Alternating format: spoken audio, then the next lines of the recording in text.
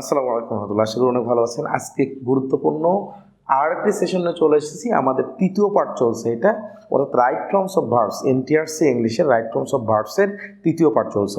যতগুলো প্রশ্ন আমাদের বিগত সালে আসছে, সেই আলোকে যেই রুলসের আলোকে আসছে সেগুলো আমরা ব্যাখ্যা সহ দেখার চেষ্টা করতেছি।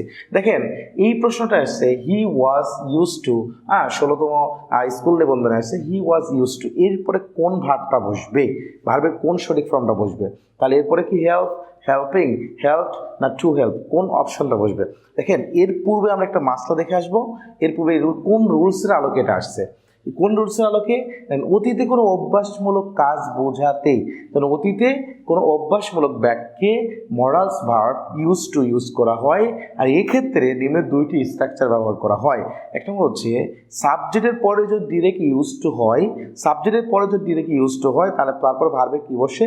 বেস ফর্ম বসে। বাট সাবজেক্টের পরে যদি ডিরেক্ট ইউজ টু না বসে, বি অথবা গেট ইউজ টু বসে, বি অথবা গেট ইউজ টু বসে, তাহলে সেই ক্ষেত্রে এই ইউজ টু পর ভার্ব আসলে ভার্বের সাথে আইএনজি হয়। 3 নম্বর স্ট্রাকচারটা আমাদের আসে না, যদিও বা ইউজ টুর ক্ষেত্রে এই জন্য দেওয়া হয়েছে এখানে।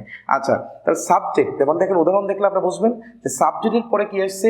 Use to. জাস্ট যেমন হি ইউজ টু, তারপর ভার্বে কি বসবে? স্মোক। অতীতকালে কোনো কাজ করতে সে অভ্যস্ত ছিল, বাট রিসেন্ট না, রিসেন্ট করে না।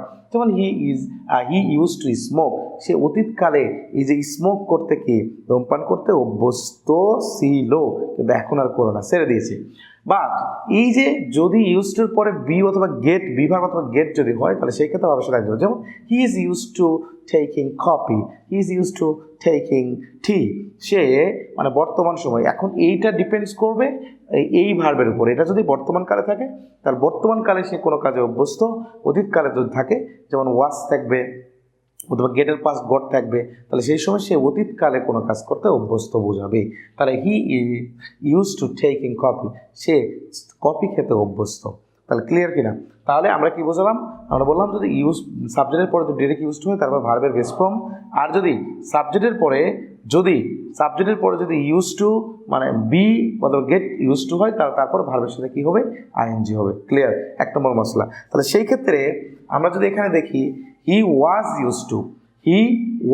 ইউজ টু, তাহলে সেই ক্ষেত্রে দেখেন এখানে ওয়াজ অর্থাৎ ইউজ টুর পূর্বে কি আছে? বি ভার্ব আছে। কি আছে? বি ভার্ব আছে। তাহলে সেই ক্ষেত্রে অবশ্যই ভার্বের সাথে কি হবে? আইএনজি হবে। দেখেন, হেল্প থেকে হেল্পিং ভার্বের সাথে আইএনজি হয়েছে। আশা করি ক্লিয়ার। এর বাইরে আর মাসলা থাকার কথা না। এরপর যদি পরের মাসলাতে আসি, দেখেন হোয়াইলের পরে জেনারেলভাবে হোয়াইলের মাসলা আছে কিছু, এটা বারবার আসছে।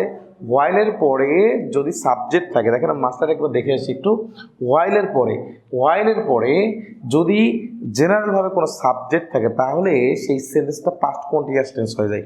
বাট হোয়াইলের পরে যদি কোনো সাবজেক্ট না থাকে, ডিরেক্ট ভার্ব থাকে, তাহলে ভার্বের সাথে কী হয়? আইএনজি। তখন হোয়াইলটা প্রিপোজিশন হিসেবে ব্যবহৃত হয়।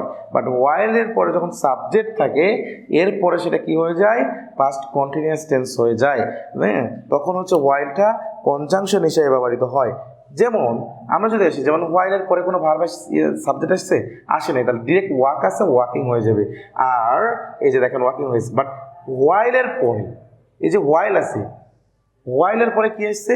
সাবজেক্ট। যত হোয়াইলের পরে সাবজেক্ট আসছে, তারপর অবশ্যই এই ভার্বটাকে পাস্ট কন্টিনিউয়াস বানাতে হবে। আর পাস্ট কন্টিনিউয়াস টেন্স মানে বি প্লাস, অর্থাৎ ওয়াজ ওয়ার প্লাস ভার্বের সাথে আইএনজি। আশা করি বুঝতে পারছেন। তাহলে হি ওয়াজ ওয়াকিং, হির সাথে ওয়াজ হয়, was walking in the morning. তাহলে অবশ্যই এই সেন্টেন্সটা কি হবে? যত সাবজেক্ট আছে এরপরে, তারপরে ভার্বের সাথে, আর বি প্লাস ভার্বের সাথে আইএনজি, আইয়ের সাথে ওয়াজ হয়, এই যে ওয়াজ পাস্ট, এবং তারপর ভার্বের সাথে আইএনজি।